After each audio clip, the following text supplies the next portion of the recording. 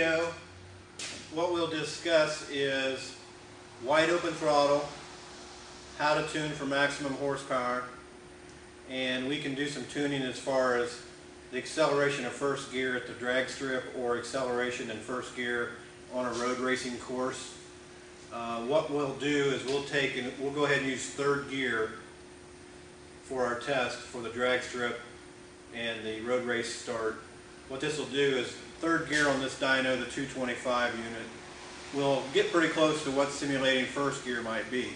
So when you do these drag strip tuning tests, I try to use the first 2/3 of the power band. This motorcycle red lines at 11, the rev limiter stops it at 12, but I'm going to go to 8. What I'll do is I'll use third gear, I'll set the test ratio so the RPMs along the bottom lines up, and we'll use third gear. We'll make a quick pull from 2,000 RPM up to 8, and then we'll look at the graph. We'll look at the horsepower, the torque, and the air-fuel mixture, and from there what you do is you make changes. You may add fuel to it, you may take fuel away from it. If you've got an ignition control box, you can change the ignition timing, add 2 or 3 degrees, and what you want to do is go back and retest it, and just change one thing at a time, and then retest it and see if you get a better result. The Dyno software allows you to look at horsepower, torque, rear wheel speed, engine RPM, air-fuel mixture, and time, graph versus time.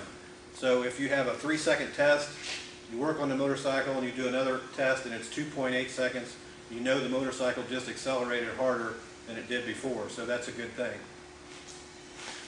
So what I'll do is I'll go ahead and do a third gear quick test for like a drag strip start.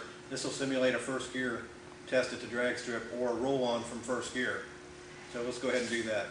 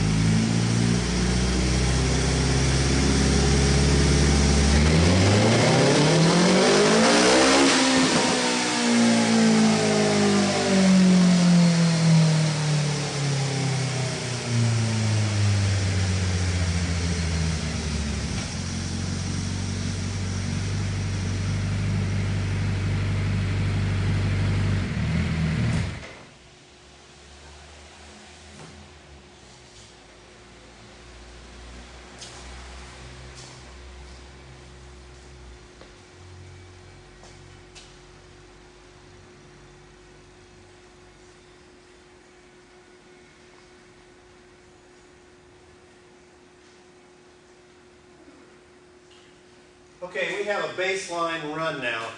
You can see it goes through third gear pretty quick. So that would simulate close to being first gear out on the street or at the drag strip or on a road race start, that sort of thing. So you have a baseline here, 8,000 RPM, and made 93 foot-pounds of torque,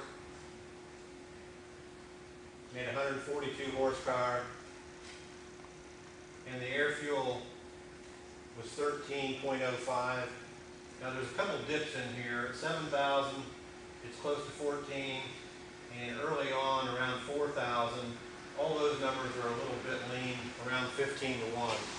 So the first thing I would try is to add some fuel in the 100% column around 3,000 RPM, and then again about it's like 7,000.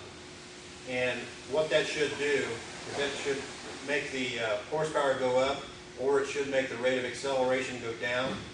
or the rate of acceleration go up and the time of acceleration go down. So that's one way to test for drag racing starts. You just do that, make a change, do it again, make a change. Now we'll go ahead and do a horsepower wide open throttle test. This will be a 5th gear test, and we'll go ahead and take it all the way to maximum RPM, and we'll see how much horsepower we've got. That'll be a new baseline, and since we only went up to 8,000 on the drag test, we'll be able to see what it's doing from 8,000 up to 11,000 on the 5th gear test, on the maximum horsepower test.